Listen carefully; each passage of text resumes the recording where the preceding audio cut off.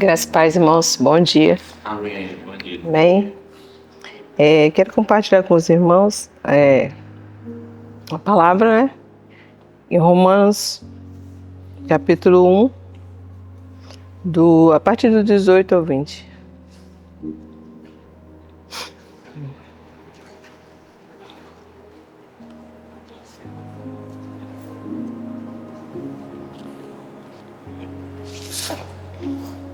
Amém? Amém. Diz assim a palavra do Senhor. Porquanto a ira de Deus se revela do céu contra toda impiedade e perversão dos homens que detêm a verdade pela justiça. Porquanto o que de Deus se pode conhecer é manifesto entre eles, porque Deus lhe manifestou.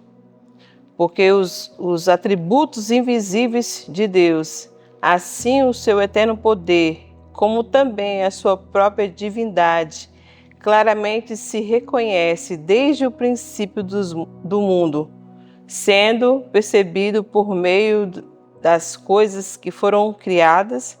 Tais homens são, por isso, indesculpáveis. Amém?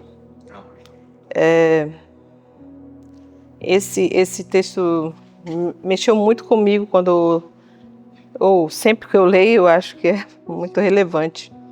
Porque quando se fala de indesculpável, né, não há meios ou não há jeito, não há recursos, né?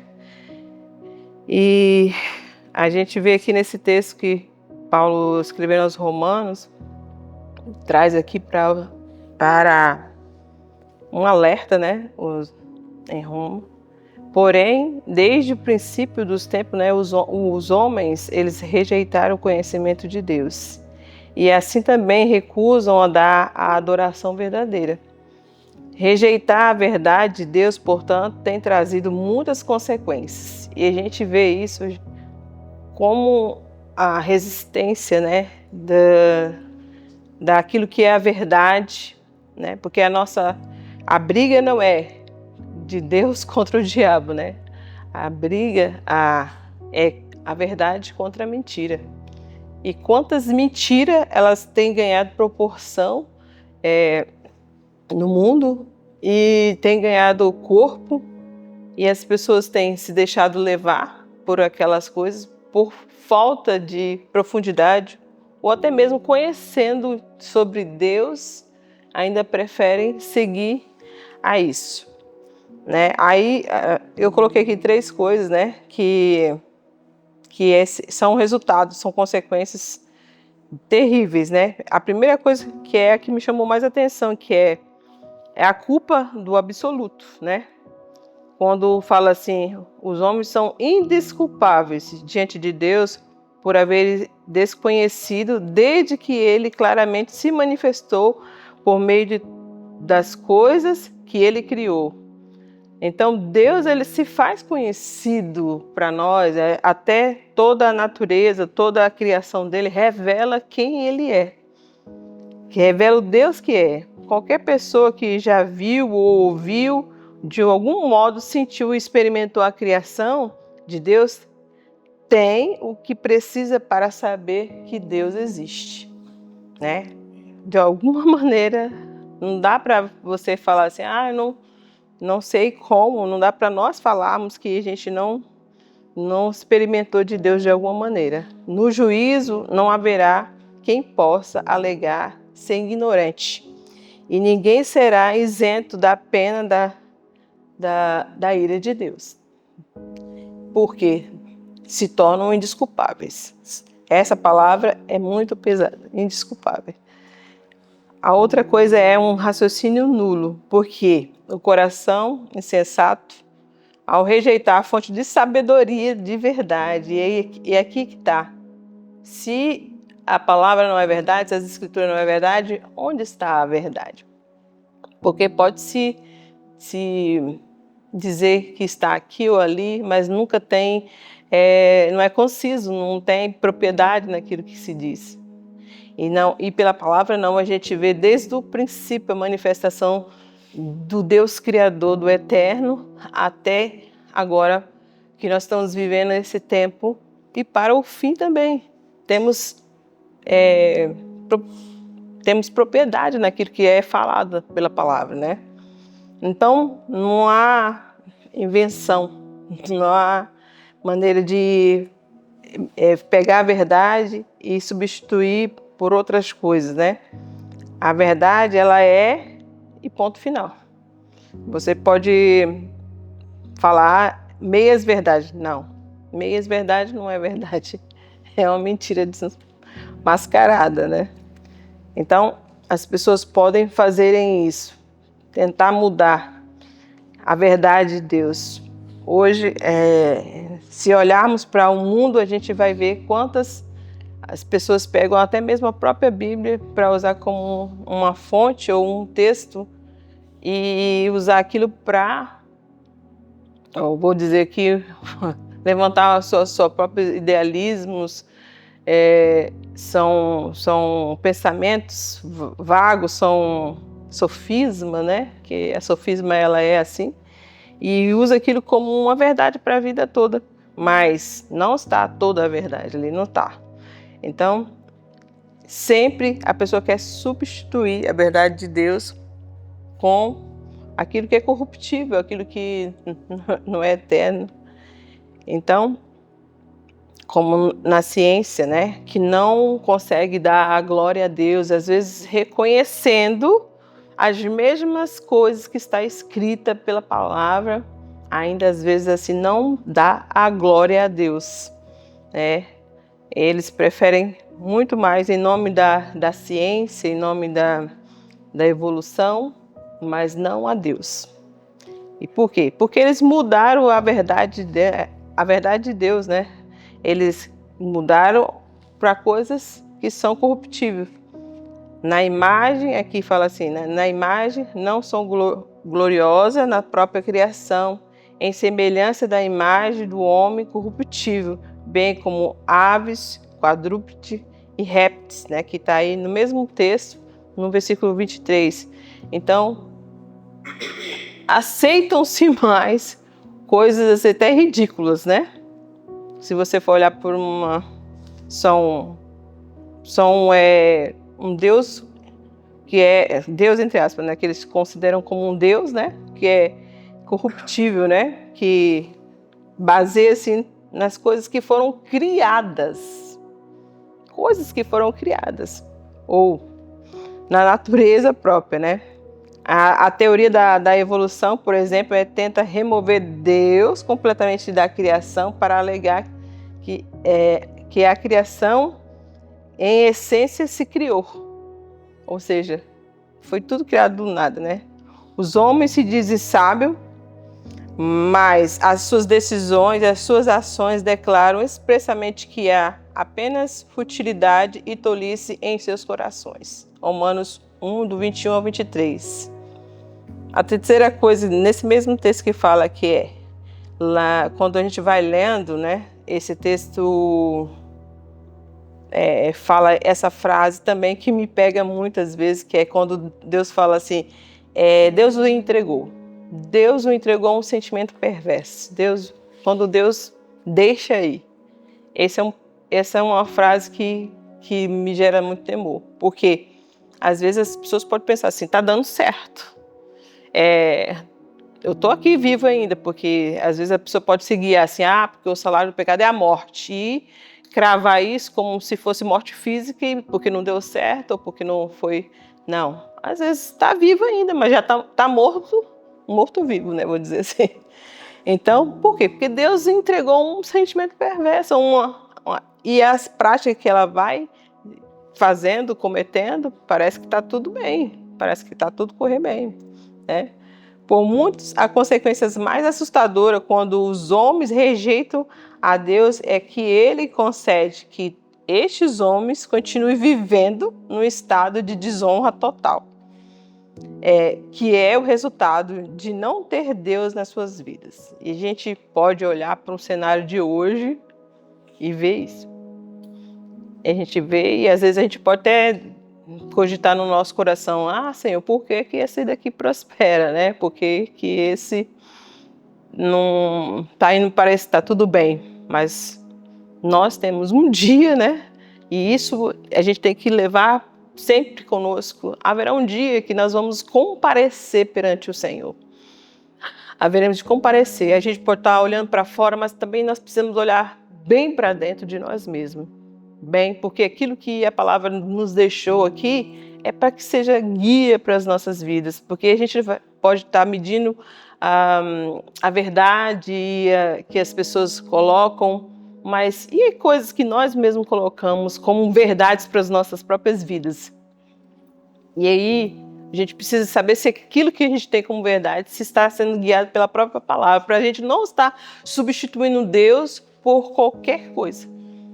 Por qualquer coisa que a gente achar que é uma verdade, né? Ou seja, quando a gente está fazendo curso de teologia, a gente fala assim, eu uso muito essa frase, né? Que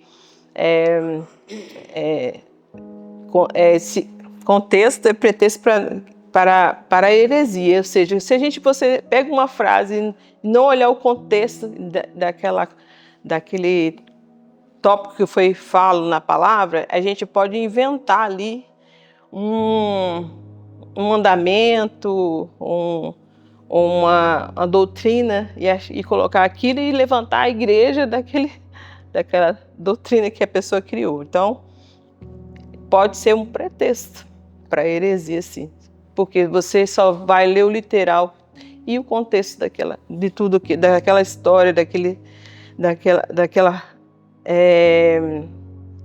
o significado de tudo aquilo, né? A gente não busca com intensidade, com profundidade. Por isso que Carlos sempre fala, o pastor fala sempre isso aqui, e é verdade. A gente precisa cavar mais fundo para pegar aquilo que é valioso, né? Existe, para além daquilo de fazer a nossa leitura diária, existe uma profundidade que o próprio Espírito, que é o autor da palavra, ele vai revelar mais de Deus. Gosto muito, né? Eu falo sempre isso, gosto muito daquilo que o Marlis, ele teve a visão sobre o Espírito Santo, que o Espírito Santo ele buscava, mergulhava como se fosse no mar, mergulhava bem no profundo e trazia algo para ele, né? E o Espírito Santo, ele é o único que está diretamente ligado, por isso o Espírito Santo, ele é o que pode trazer do profundo de Deus para nós. Então, essa relação que nós temos que ter constantemente, para a gente não se desviar nem para a direita nem para a esquerda, é a nossa relação com o Espírito Santo. Porque, por mais que nós tenhamos cultos ou domingo, alguém possa trazer uma boa palavra, mas a nossa relação com a própria Escritura vai nos fazer ser mais profundo em Deus, porque o próprio Espírito vai revelar o mais dele. O mais de Deus. E a nossa relação com Deus, ela precisa ser profunda, né? Precisa ser cheia da vida de Deus. E aqui, continuando aqui, que eu anotei, gente, quero continuar lendo. Isso é as mentes reprováveis, que apagava qualquer lembrança da verdade de Deus e da bondade de Deus. São pessoas inventores de mal, toda forma de mal, a qualquer volta sobre eles e as maldições num ciclos intermináveis. Quando a criatura é posta acima do Criador, o único resultado possível é os desejos naturais da criatura, que se tornam um impulso controlador da vida. A pessoa ela agora é guiada pelos seus impulsos, pelas suas vontades, pelos seus desejos, e alegam que aquilo é normal, alegam que aquilo é natural. Por quê? Porque aqui nesse mesmo texto, e aqui eu não li todo o texto, né? Fala assim em Romanos, do 24 ao 32, fala que Paulo descreve uma longa lista do mal com o qual os homens contaminam-se e remove-se Deus das suas consciências. E tantas são as coisas, e Paulo falando aqui, são pessoas que são conhecedoras da própria palavra, não são pessoas que não conheciam, são pessoas conhecedoras. E isso é que nós temos que temer nos nossos corações, porque são pessoas conhecedoras, elas simplesmente removeram, a palavra fala, removeram Deus, colocaram a criatura no lugar do Criador. Ou seja, no princípio existia uma adoração a Deus, mas depois passou a adorar a criaturas, a coisas, né? Talvez surpreendamos ao lembrar que a lista foi descrita há mais de 2000 anos atrás e que essas coisas poderiam ter sido achadas nas notícias de hoje.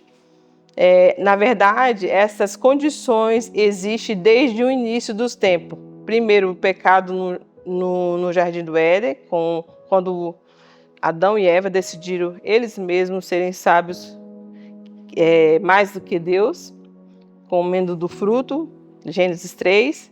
Também quando Noé, naquela época, nos dias de Noé, já acontecia que a maldade estava tão multiplicada na terra. E eles também tinham os maus desígnios no coração. Outras coisas, quando os homens eles decidem tirar Deus, colocarem, como hoje a gente vê essa sensação de que querem matar Deus de toda maneira, querem tirar Deus, quando você vai vendo aí as notícias, quando vai vendo alguns partidos, políticos e tal, eles querem de alguma maneira matar Deus, eles querem tirar Deus do centro, né? Eles querem tirar de alguma maneira, que tem um ódio até daqueles que seguem, a palavra. Então, só que eu vejo assim, quando a gente estava estudando aqui o Ministério Louvor, eu acho que Salmos 2, se não me engano, e tem um texto que fala assim, que Deus se ri, Por quê? Porque o que pode o homem fazer contra ele, Deus já decidiu, ele tem um rei, Deus já decidiu, ele tem ali o seu próprio Messias, Então, os homens podem cogitar o quanto quiser e se levantar. E quem é o homem? Não o pó da terra, Mas eles decidiram que essa verdade não é absoluta, afinal não é assim, E então escolheram, em alguns deles, mesmo conhecendo a palavra, escolheram servir a criatura no lugar do Criador. A Bíblia é bem clara que os homens que deixaram Deus sempre procuram outra coisa para cultuar, seja coisas elas menos, ou sejam outros deuses, ou seja a ela mesma, ou sejam coisas grandes, ou sejam pequenas. Como nós somos criaturas, nós fomos feitos para adorar, então o homem sempre vai procurar alguma coisa de alguma maneira para pôr no lugar de Deus, E eu gosto muito desse texto também, e acho que é importante para a gente sempre pôr em pauta na nossa vida. Josué, ele oferece um ultimato, ao povo de Israel ali em Siquém. Diz assim: se vos parecer mal servir ao Senhor, escolhei hoje a quem servais. Se aos deuses que serviram aos vossos pais, que estão da além do Eufrates, ou deuses dos amorreus, em cuja terra habitais.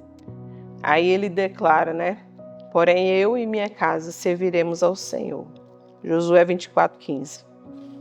Séculos mais tarde, também Jesus disse a uma nação judaica: ninguém pode servir a dois senhores, porque há de aborrecer um e amar outro, ou devotará a um e desprezará a outro. Não podeis servir a Deus e as riquezas. Mateus 6:24.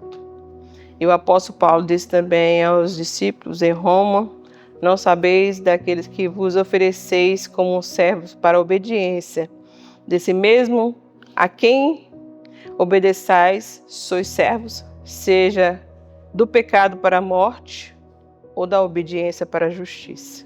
Romanos 6,16. Em todos esses casos, há um objeto de adoração, o serviço. Há sempre uma escolha entre servir a Deus ou servir a alguma outra coisa. Seja a si mesmo, seja a falsos deuses, seja a riqueza, seja o pecado em modo geral. Nunca haverá uma opção de não fazer nada. Então nós sempre estamos em adoração a alguma coisa. Sempre. E aí é onde a gente precisa examinar os nossos corações. Porque se há um trono lá dentro, alguém está sentado.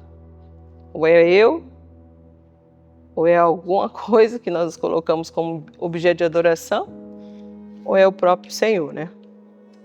Então nós devemos procurar quem nós estamos adorando. Não podemos aqui ficar indiferente a essas coisas, porque todas as vezes que nós podemos dizer assim, alguma coisa está correndo mal, então a gente precisa examinar.